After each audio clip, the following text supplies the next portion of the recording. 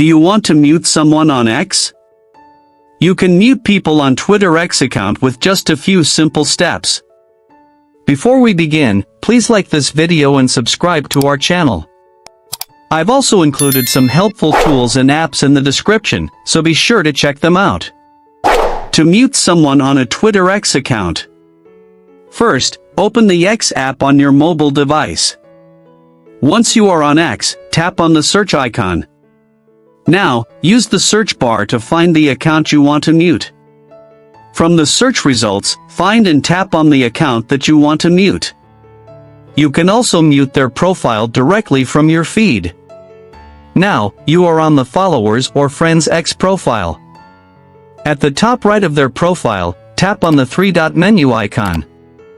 A pop-up menu will appear with different options. From the list, tap on the mute option. Now, the account will be muted instantly. Now, you will no longer see their posts on your timeline, but they will not know that you have muted them.